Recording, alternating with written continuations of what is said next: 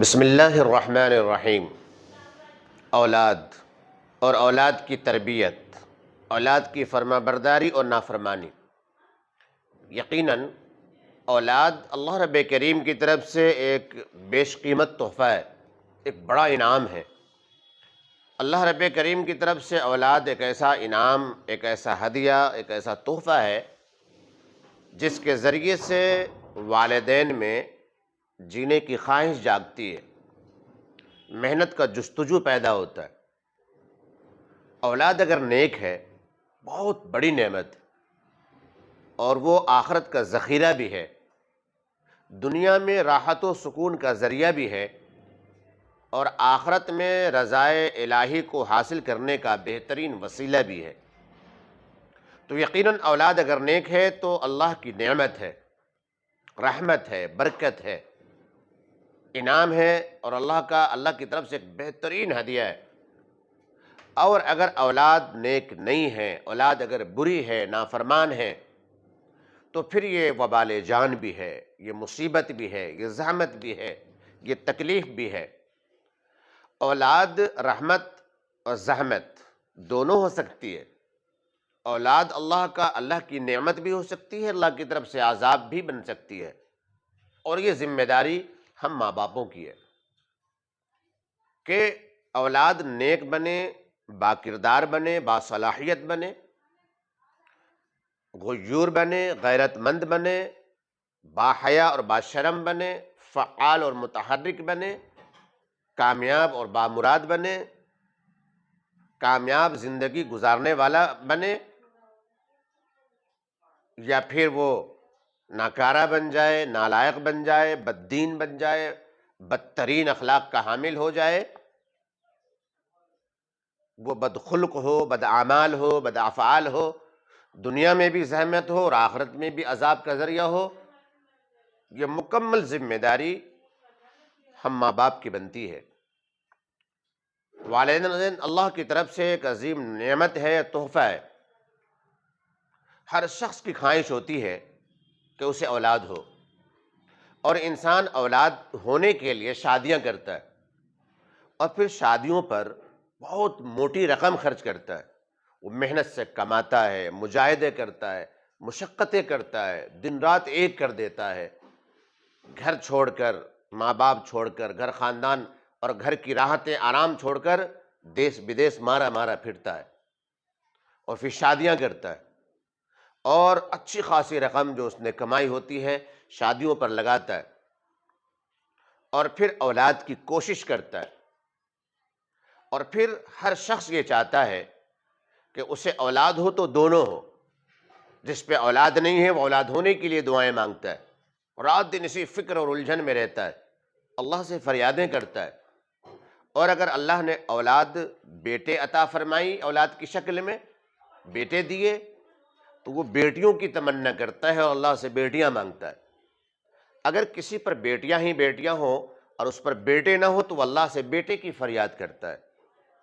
الغرض اولاد نہ ہونے پر اللہ سے فریاد، اولاد ہونے کے لیے، اور بیٹے ہو جائیں تو بیٹیوں کی تمنا، اور بیٹیاں ہو جائیں تو بیٹوں کے لیے ارادے اور خواہشات ظاہر کی جاتی ہیں، اللہ سے مرادیں مانگی جاتی۔ قرآن کریم نے کہا کہ وَعَاشِرُهُنَّ بِالْمَعْرُوفِ۔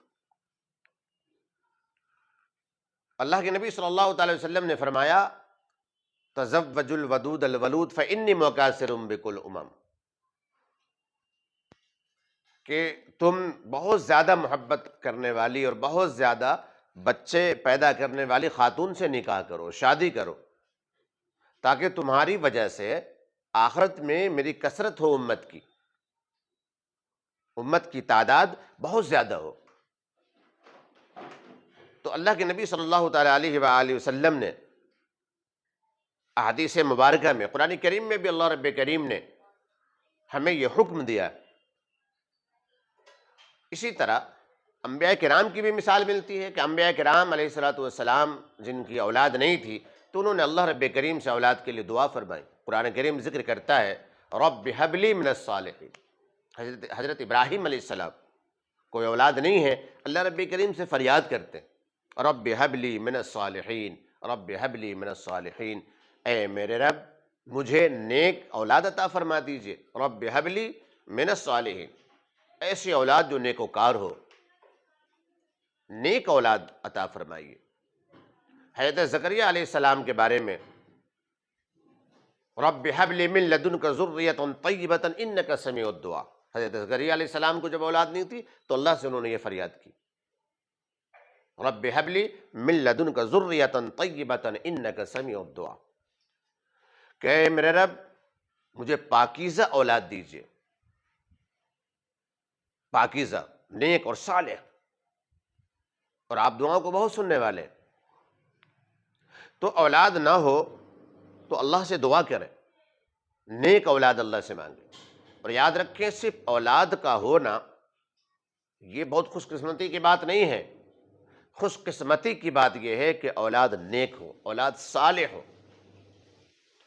اولاد دنیا میں تمام مخلوقات ہیں جو جاندار ہیں ان کی اولادیں ہوتی ہیں، جانوروں کی بھی اولاد ہوتی ہے، لیکن اصل، اور انسانوں کی بھی ہوتی ہے، لیکن اصل کمال، اصل جمال اور اصل خوبی کی بات یہ ہے کہ ہماری اولاد نیک اور صالح ہوں، ہماری اولاد اللہ کے حکموں کے مطابق زندگی گزارنے والی ہو، ہماری اولاد سنتوں پر چل کر زندگی گزارنے والی ہو، دنیا میں بھی ہمارے لیے سکون و راحت ہو، اور آخرت میں بھی رضائے خداوندی کا ذریعہ اور وسیلہ اور سبب ہو۔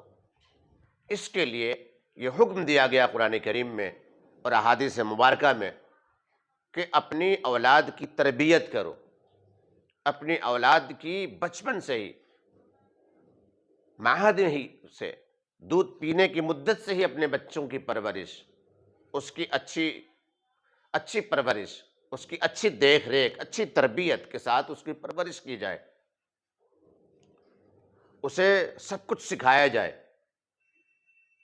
اور اس کے لیے اپنی ذات سے شروعات ہو۔ ہمارے سامنے یہ مسئلہ رہتا ہے کہ ہم اپنے بچوں کی تربیت کیسے کریں۔ ہر ماں باپ کے ذہنوں میں یہ بات ہوتی ہے کہ ہم اپنی اولاد کی تربیت کس انداز میں کریں۔ ہم اپنے بچوں کو، خواہشیں تو سب کی ہوتی ہیں، تمنائیں ہر ماں باپ رکھتے ہیں، ہر ماں باپ کی خواہش ہوتی ہے کہ میری اولاد نیک بن جائے، سلیقے مند ہو، ہنر مند ہو، فنکار ہو، کامیاب ہو، مخلص ہو، باوقار ہو، باکردار زندگی گزارے۔ لیکن والدین کے زیادہ تر سمجھ میں یہ بات نہیں آتی کہ ہم تربیت کریں کیسے۔ قرآن کریم سے سیکھیے، قرآن کریم نے اس مسئلے کو بھی حل فرما دیا۔ قرآن کریم میں اللہ رب کریم نے اس مسئلے کا حل بتایا، فرمایا یا ایھا الذین آمنوا قوا انفسکم، اے ایمان والو اپنے آپ کو جہنم کی آگ سے بچاؤ، اپنے آپ کو، سب سے پہلے اپنی اصلاح، چونکہ ماں باپ سے ہی بچے سیکھتے ہیں، ماں باپ سے سیکھتے ہیں۔ ماں باپ کے لیے، بچوں کے لیے جو ماں باپ ہیں ایک آئیڈیل ہوتے ہیں، ایک نظیر ہوتے ہیں۔ ظاہر ہے کہ ماں باپ کی ذمہ داری ہے کہ وہ سچ بولے، ظاہر ہے کہ اس کا اثر بچوں پر پڑے گا، سچائی کے راستے پر چلے، ظاہر ہے کہ بچوں کو سیکھ ملے گی، حلال کھائے، بچوں کو حلال کھلائے، ظاہر ہے کہ اس کا اثر بچوں پر پڑے گا۔ نماز کی پابندی ہو، وقت کے ساتھ اس کا اہتمام کیا جائے، ظاہر ہے کہ جب بچے دیکھیں گے تو اس کے اندر بھی نماز کا شوق جاگے گا، قرآن کریم کی تلاوت ہو اور روز ہو، معمول کے مطابق ہو، ظاہر ہے کہ بچے اس کا اثر قبول کریں گے۔ دینی تعلیم کا مطالعہ ہو، گھر کے اندر تعلیم کا ماحول بنایا جائے، اس کا اثر بچے آٹومیٹک قبول کریں گے۔ اسی طرح نبیوں کے قصے، رسولوں کے واقعات اور ان کے حالات، صحابہ کرام کے ایمانی ولولے، ایمانی جوش، جذبے، ان کی قربانیاں، یہ ان کے سامنے پیش کی جائیں۔ حضرت شیخ مفکر اسلام حضرت مولانا ابو الحسن علی نور اللہ مرقدہ نے یہ واقعہ لکھا ہے اپنی کتاب میں کہ جب میں بہت چھوٹا تھا تو مجھے بہت سارے نبیوں کے قصے اور واقعات اور حالات معلوم تھے، چونکہ رات کو سوتے وقت میری والدہ مجھے نبیوں کے قصے سنایا کرتی تھی، رسولوں کے قصے سنایا کرتی تھی، اور تاریخ گواہ ہے کہ ان کی ماں نے جب انہیں ان کے بچپن میں جب ماں باپ ادھر ادھر کے قصے سنایا کرتے تھے یا سنایا کرتے ہیں تو ان کی ماں نے، ان کی والدہ نے انہیں نبیوں کے قصے سنائے، رسولوں کے قصے سنائے، ان کے حالات بتلائے، ان کے واقعات بتلائے، ان کے کردار کو بتایا، ان کے اوصاف کو بتائے، اللہ رب کریم کی دی گئی دعوت و تبلیغ کو انہوں نے کس انداز میں کیا، اور پھر اللہ کی طرف سے ان پر کیا انعام و اکرام ہوا، مصیبتیں آئیں تو انہوں نے کیسے برداشت کیا۔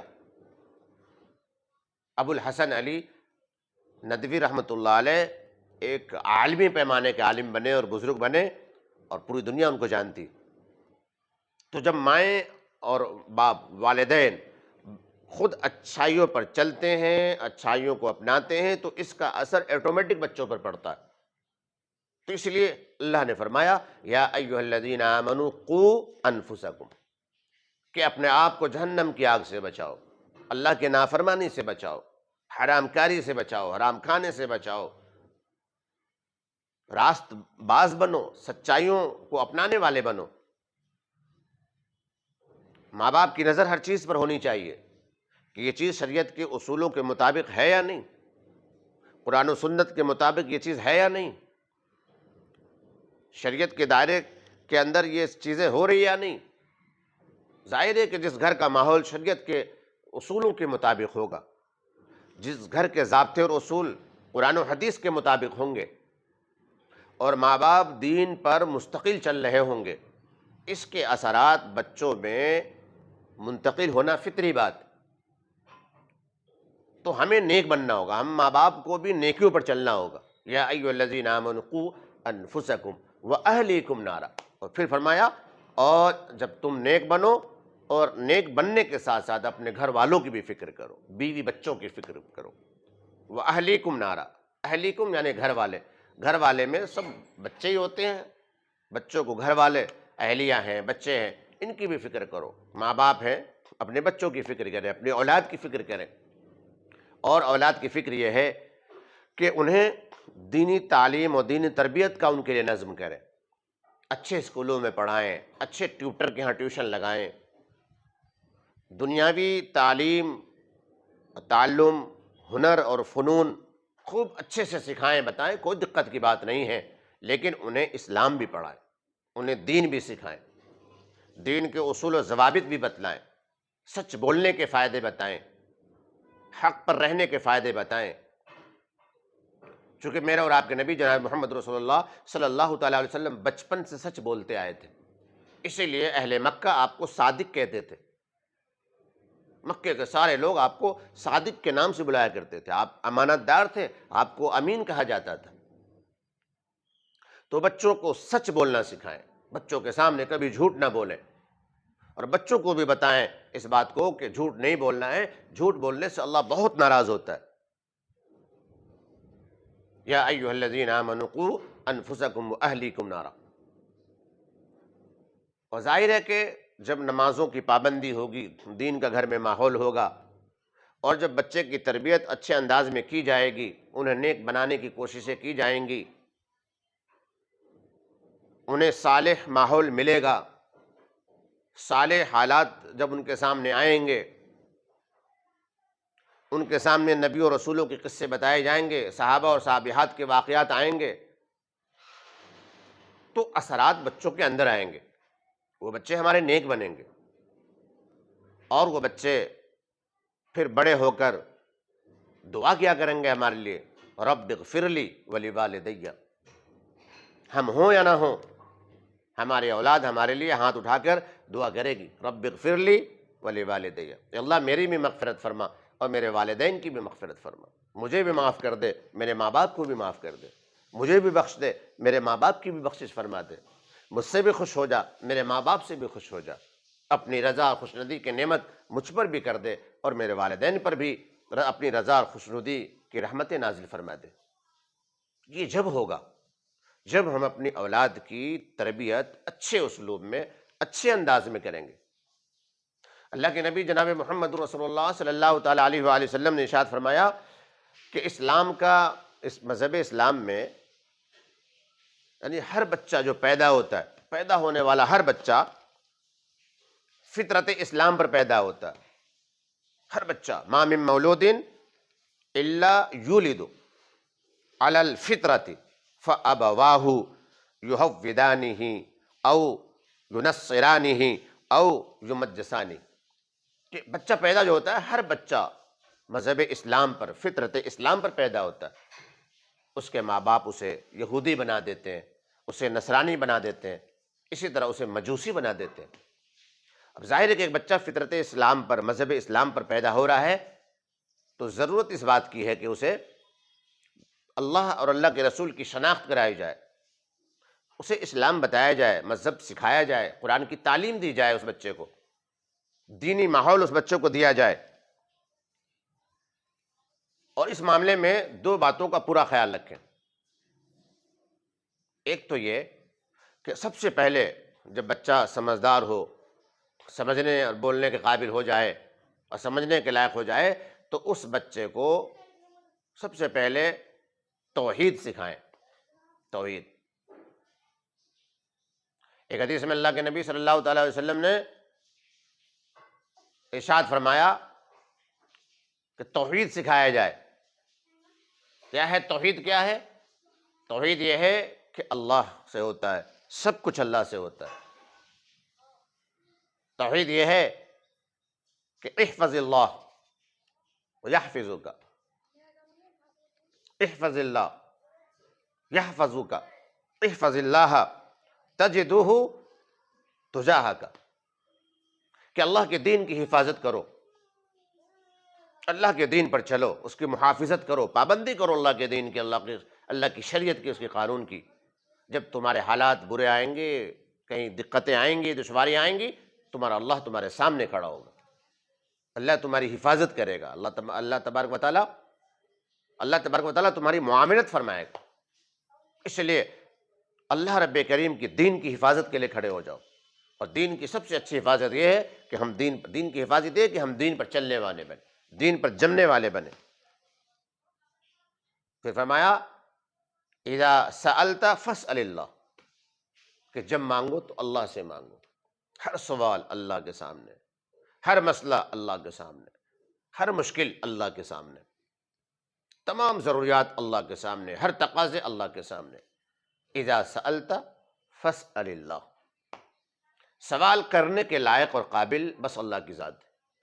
اللہ کے سوا کبھی کسی سے کوئی سوال نہ کرو، کسی کے سامنے دست دراز نہ کرو، کسی کے سامنے مانگنے کے لیے کھڑے نہ ہو جاؤ. کہ جس سے تم مانگ رہے ہو اللہ کو چھوڑ کر، وہ بھی اللہ کا غیر ہے، اللہ کا محتاج ہے، وہ تمہیں کیا دے سکتا ہے؟ اس سے مانگو جس نے اسے بھی دیا جس سے تم مانگ رہے ہو. لہٰذا ہمیشہ ایک اللہ کے سامنے ہاتھ پھیلانا چاہیے اور اسی سے مدد مانگنی چاہیے، اسی سے درخواست کرنی چاہیے. وَإِذَا اسْتَعَنْتَ فَاسْتَعِنْ بِاللَّهِ. اسی طرح جب کبھی مدد کی ضرورت پیش آ جائے تو مدد بھی اللہ سے مانگو، مدد بھی اللہ سے مانگو. کہ اللہ کے سوا کوئی معین و مددگار نہیں، کوئی معین و ناصر نہیں. سب کا مددگار، سب کا حامی، سب کا محافظ، سب کی مدد کرنے والا، نصرت کرنے والا، تائید کرنے والا، ساتھ دینے والا بس اللہ ہے. بچپن میں بچے کے ذہن میں یہ بات بیٹھائی جائے کہ اللہ سے سب کچھ ہوتا ہے اور اللہ کے سوا کسی سے کچھ نہیں ہوتا. عبادت کے قابل اللہ ہے، بندگی کے لائق اللہ ہے، پوری کائنات کا خالق بھی ہے اور وہ مالک بھی ہے، سب کی سنتا ہے، سب کی بگڑی بناتا ہے، سب کچھ اس کے قبضے قدرت میں ہے. اللہ ہی ہے جو مکمل با اختیار ہے، ہر چیز پر اسے قدرت ہے. کہ جب سوال کرو تو اللہ سے سوال کرو، مدد مانگو تو اللہ سے مدد مانگو. فاستعین باللہ. اللہ کے سوا کوئی کسی کی مدد کرنے والا نہیں ہے. اور اپنی محنت اور اپنی مشقت کے بعد اولاد کے لیے تعلیم کا بہترین نظم ہو، انتظام ہو، دین بھی سکھایا جائے، دنیا کے اعتبار سے بھی اسے اولاد کو کامیاب بنایا جائے، اور پھر اللہ کی ذات پر بھروسہ کیا جائے. کیونکہ رفعت الاقلام وحفت الصحف اس لیے کہ رفعت الاقلام وجفت جفت الصحف کہ قلم لکھ کر کے تقدیر کو، قلم لکھ کر کے قلم کو اٹھا لیا گیا، قلم کو ختم کر دیا گیا، لکھنا بند ہو گیا. یعنی مطلب یہ ہے کہ جو کچھ لکھا جانا تھا وہ لکھا جا چکا، اس کی جو تقدیر کی کتاب ہے وہ مکمل ہو چکی ہے. اب اس میں کوئی پھیر بدل ہونے والی نہیں. اللہ نے جو لکھا ہے اسے مل کر کے رہے گا. مطلب جو نفع جو فائدہ اللہ نے اس کے لیے لکھا ہے وہ نفع اور فائدہ اسے مل کر کے رہے گا. اور جو اسے کوئی اس کے نفع کو جو اللہ دینا چاہتا ہے اسے کوئی چھین نہیں سکتا. اللہ نے جو نفع اور فائدہ اسے دینا چاہا اور جو اسے ملنا ہے اور اللہ نے طے کر رکھا ہے، کوئی کوشش کر لے وہ نفع اسے ہو کر کے رہے گا، وہ چیز اسے مل کر رہے گی. اور اللہ نے جسے جو چیز نہیں دینی، کوئی دینا چاہے تو اللہ اسے دے نہیں سکتا. یعنی نفع اور نقصان کا مالک اللہ ہے، اللہ ہے، اللہ ہے. اسی بات کو فرمایا رفعت الاقلام وجفت الصحف. مکمل ہو چکا ہے جو کچھ بھی ہونا تھا، اب کچھ نہیں ہونا. تو توحید سکھائیے اپنے بچوں کو، اپنی اولاد کو، کہ اولاد ہماری توحید پر کاربند ہو، توحید پر جمنے والی ہو، اور توحید اس قدر مضبوط ہو کہ اس کے زندگی میں کیسے بھی حالات آ جائیں اس کا ایمان متزلزل نہ ہو، اس کے قدم ڈگمگائے نہیں، اس کے پیروں میں لرزہ قائم نہ ہو، وہ غیروں کی طرف نہ دیکھے، ہر حال میں اللہ سے رشتے کو مضبوط رکھے. آج تنگی ہے تو خوشحالی بھی اللہ دے گا، آج بیماری ہے تو شفا بھی اللہ دے گا، آج برے دن ہے تو کل اچھے دن بھی اللہ لائے گا. اس طریقے سے جم کر اللہ رب کریم پر بھروسہ رکھیں. تو توحید اپنے بچوں کو مضبوط کریں. یہ اولاد کی اچھی تربیت اور اچھی پرورش یہ ہے کہ ہم اپنے بچوں میں، اپنی اولاد میں بچپن سے ہی توحید کوٹ کوٹ کر کے بھر دیں. ہاں، یہ اصل اسلام ہے، اسلام کا مغز ہے یہ توحید. ایک تو اس کام کو کریں. دوسری جو بات ہے، دوسری جو چیز ہے وہ ہے نماز، کہ اسے نماز کا حکم دے، کہ نماز توحید کے بعد اسلام کی جو بنیادی باتیں ہیں توحید، اور دوسرا نمبر نماز کا ہی ہے. لہذا اب بچے کو توحید ہم نے سمجھا دیا ہے تو اب اس بچے کو نماز سمجھانا ہے، نماز سکھانی ہے. کہ بچہ جب 7 سال کا ہو جائے تو اسے نماز کا حکم دو، اور جب 10 سال کا ہو جائے تو نماز پر سختی سے پیش آؤ، کہ اس کی نماز فوت نہ ہو جائے، کہ اس کی نماز چھوٹے نہیں، کہ نماز کے معاملے میں اس پر سختی کرو، اور ضرورت پڑے تو اس کی ہلکی پھلکی پڑھائی بھی کرو اگر وہ نماز چھوٹے 10 سال کا ہو جائے اور پھر بھی نماز نہ پڑھے. کہ جب بچہ 7 سال کی عمر سے اس کو نماز سکھایا جائے گا، نماز اس کو بتائی جائے گی اور نماز پر اس کو چلایا جائے گا، تو ظاہر ہے کہ جب بچہ 10 سال کا ہوگا تو نماز کا کاربند ہو جائے گا، نماز پر مستقل پابندی کرنے والا ہو جائے گا. اسی لیے اللہ کے نبی جناب محمد رسول اللہ صلی اللہ تعالی وسلم نے ارشاد فرمایا مروا اولادکم بالصلاۃ ل7،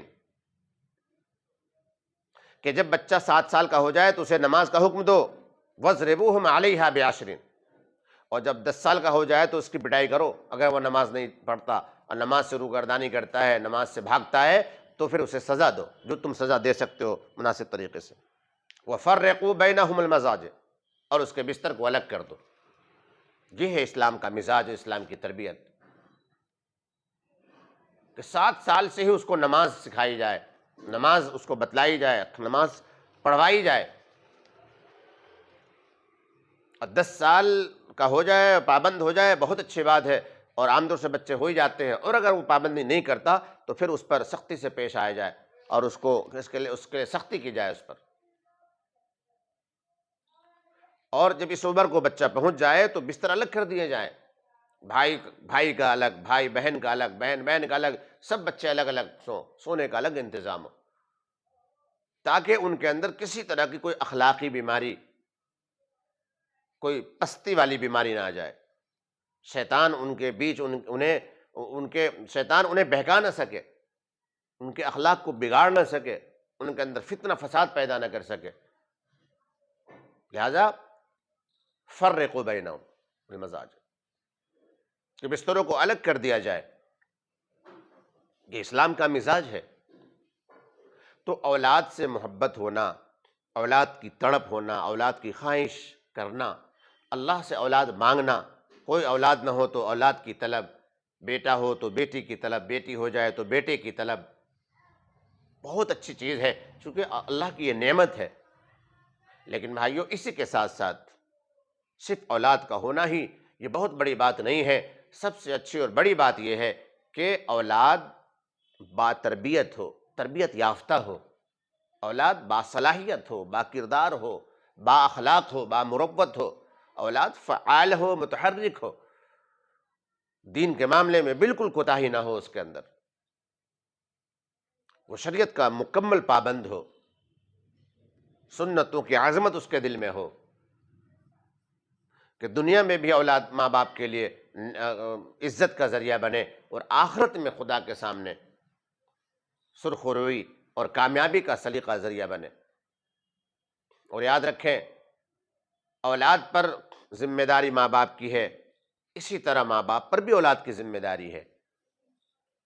اگر اولاد سے کل قیامت میں یہ پوچھا جائے گا کہ تم نے اپنے ماں باپ کے حقوق ادا کیوں نہیں کیے، تو اس سے پہلے ماں باپ سے پوچھا جائے گا کہ تم نے اپنی اولاد کی اچھی تربیت کیوں نہیں کی، کیوں نہیں کی۔ کلکم راعٍ وکلکم مسئول عن رعیتی، کہ تم میں سے ہر شخص ذمہ دار ہے، اور ہر شخص اپنی ذمہ داری کے بارے میں کل قیامت میں پوچھا جائے گا۔ کلکم راعٍ وکلکم مسئول عن رعیتی، ہر شخص سے سوال ہوگا۔ ماں باپ سے بھی بحیثیت ہے ماں باپ پوچھا جائے گا، اولاد کے بارے میں سوال کیا جائے گا، اور ہم ماں باپ کو اس کا جواب دینا ہوگا، چونکہ اولاد ہمارے پاس اللہ کی نعمت ہے اور امانت بھی ہے، اور امانت داری یہ ہے کہ اولاد کو اللہ کا تابعدار بنایا جائے، اللہ کا مطیع بنایا جائے، فرما بردار بنایا جائے، اللہ کے نبی صلی اللہ تعالیٰ علیہ وآلہ وسلم کی سنتوں کی عظمت ان کے دلوں میں بٹھایا جائے، سنتوں کی پیروی کرنے والا بنایا جائے، کہ اولاد ہماری اللہ کی تابعدار ہو، رسول اللہ صلی اللہ علیہ وسلم کی سنتوں پر چلنے والی ہو۔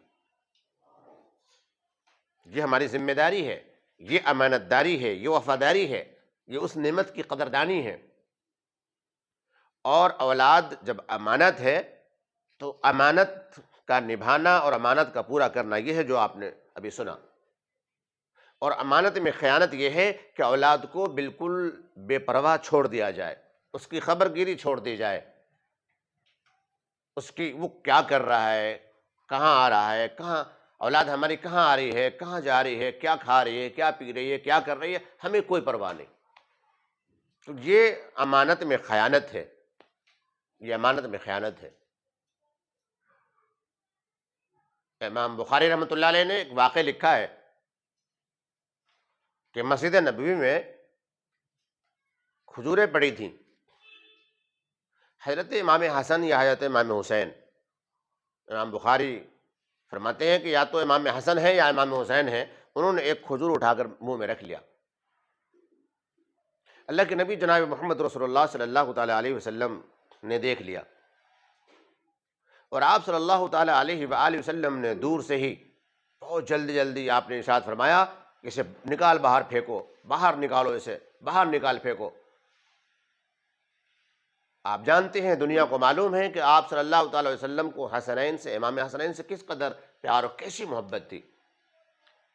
جناب محمد رسول اللہ صلی اللہ تعالیٰ علیہ وسلم حضرت امام حسین پر کس قدر جان نچھاور کرتے تھے اور کس قدر پیار کرتے تھے، لیکن آپ صلی اللہ تعالیٰ علیہ وسلم کو یہ گوارا نہ ہوا کہ ان کے نواسے ایک کھجور جو صدقے کی ہے اسے کھا لے، اور آپ صلی اللہ تعالیٰ علیہ وسلم قریب آیا اور آپ نے فرمایا کہ دیکھو یہ صدقے کی کھجور ہے، یہ ہمارے لیے جائز نہیں ہے۔ اس طریقے سے تربیت کریں، یہ ہے تربیت کا انداز۔ بچے غلطی کریں اور ہم محبت میں اسے نہ کچھ کہیں، نہ ڈانٹیں، نہ ماریں، نہ پیٹیں، نہ سزا دیں، یہ محبت نہیں ہے، یہ ظلم ہے۔ بچوں کی تربیت کبھی نرمی کے ساتھ، کبھی گرمی کے ساتھ، کبھی پیار کے ساتھ، کبھی محبت کے ساتھ، مختلف انداز اور مختلف پہلو ہوتے ہیں بچوں کی تربیت کے تعلق سے۔ موقع اور مناسبت کے اعتبار سے تربیت میں وہ چیز پیش آتی ہے اور اس اعتبار سے چلنا ہوتا ہے کہ نرمی کا موقع ہے تو ماں باپ نرمی سے پیش آئیں، نصیحت کا موقع ہے تو نصیحت کریں، اور اگر سختی کا معاملہ ہے تو سختی سے پیش آئیں۔ بہر صورت اولاد کو یوں ہی چھوڑ دینا یہ غیر ذمہ دارانہ کام ہے ماں باپ کا، امانت میں خیانت ہے، یہ نعمت کی ناقدری ہے، اور پھر کل قیامت میں اللہ کے حضور ہم سے پوچھا جائے گا، ہر ماں باپ سے اس کا سوال ہوگا کہ تمہیں اولاد دی گئی تو تم نے اس کی تربیت کیوں نہیں کی۔ اور یاد رکھیں جب اولاد نیک ہوتی ہیں تو اللہ سے دعا کرتی ہے رب اغفر لی ولوالدی، اے اللہ میری بھی مغفرت فرما، میرے ماں باپ کی بھی مغفرت فرما۔ اللہ کے نبی جناب محمد رسول اللہ صلی اللہ تعالیٰ علیہ وسلم نے ارشاد فرمایا کہ انسان جب آدم کی اولاد جب مر جاتی ہے، ختم ہو جاتی ہے، تو ساری چیزیں ختم ہوتی ہیں، تین چیزوں کے بارے میں فرمایا تھا آپ صلی اللہ تعالیٰ وسلم نے، یہ تین چیزیں باقی رہتی ہیں جس کا ثواب مستقل چلتا رہتا ہے۔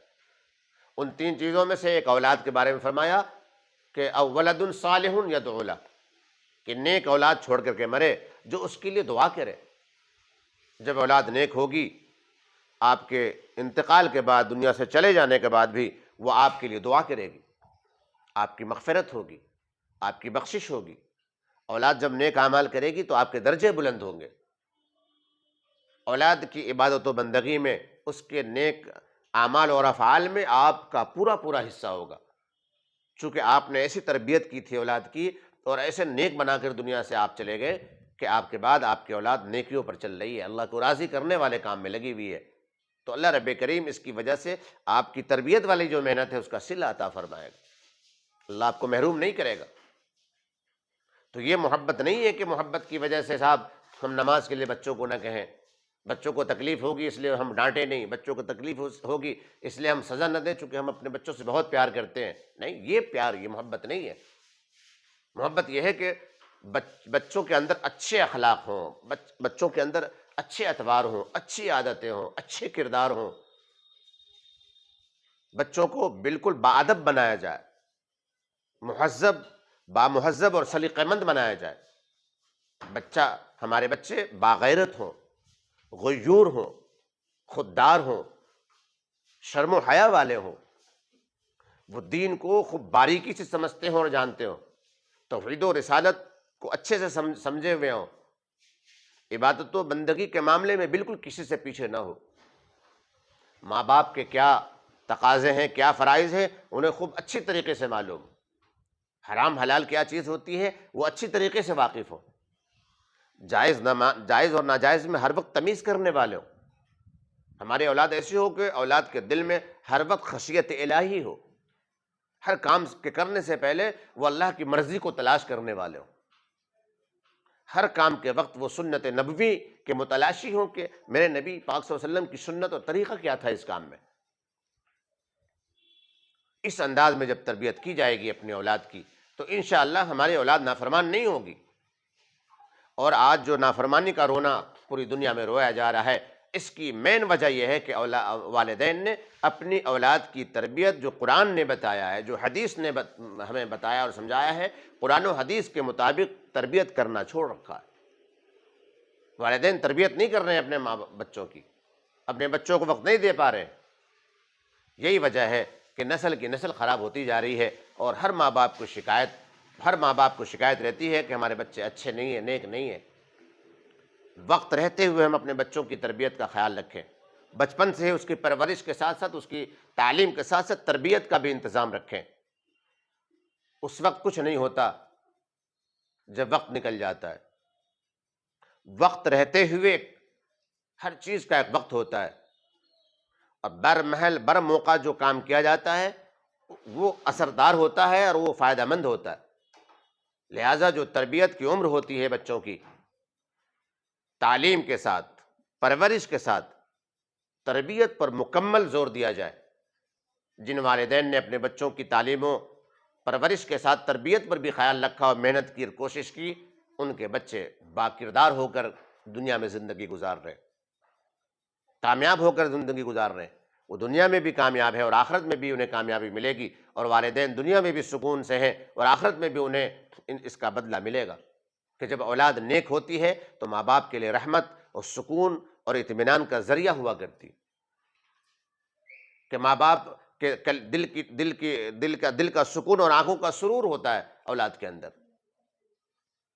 لہٰذا میں اور آپ سب نیت کریں، عہد کریں کہ انشاءاللہ ہم اپنی اولاد پر محنت کریں گے، قرآن کی روشنی میں محنت کریں گے، حدیث کی روشنی میں۔ قرآن و حدیث میں ہمیں بالکل اچھی طریقے سے یہ بات سمجھائی گئی اور بتائی گئی ہے کہ ہمیں اپنی اولاد کی تربیت کی شروعات کیسے کرنی۔ اللہ رب کریم مجھے اور آپ کو سبھی ساتھیوں کو اس سلسلے میں فکر لینے کی توفیق عطا فرمائے۔